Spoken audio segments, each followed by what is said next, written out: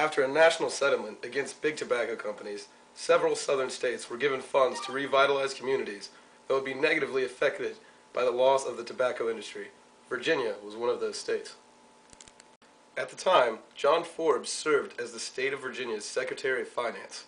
He lobbied the Virginia Revitalization Commission Board, the group responsible for allocating funds from the settlement, to give him a $5 million grant. Oh, yeah, you got the grant. Congratulations.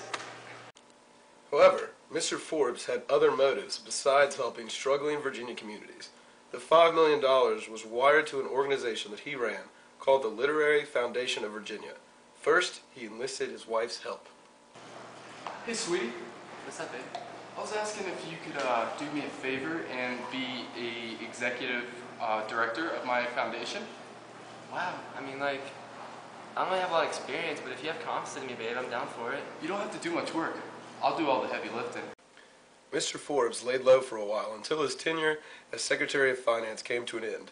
That's when he took over as executive director of the Literary Foundation himself and began moving the funds around. He first set up two shell entities, the Community Development Center and International Business Associates. Okay, so what he did was set up these other companies and then make payments to them. But they aren't real companies. The money flowed right back to him. The plan was genius. And besides, it's not like anyone would ever know. He's the executive director of the Literary Foundation and these other companies. There's no one to stop him.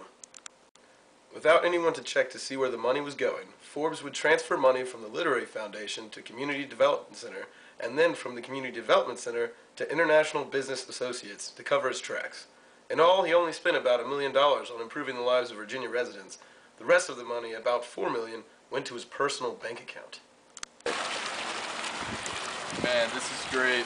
Got a fine dime piece, millions of dollars, and no one's ever gonna catch me.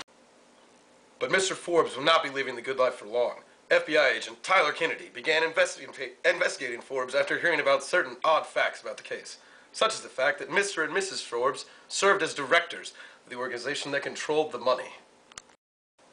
Kennedy began to dig deeper by asking Mrs. Forbes what she knew about the Literary Foundation and Mr. Forbes' usage of the money. It says here that you served as the executive director of the Literary Foundation of Virginia. Had you had any executive experience before that?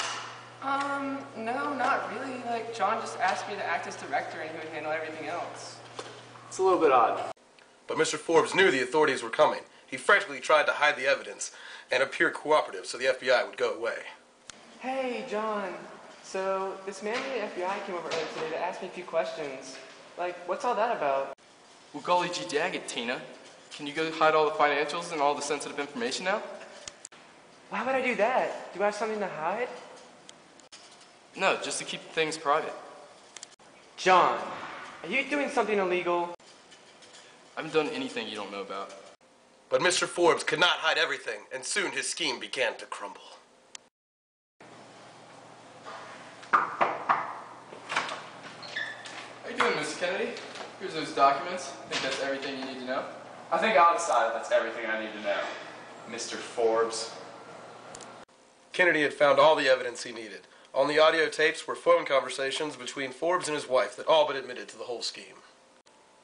In the end, Forbes had to serve 120 months in prison and pay $4 million in restitutions.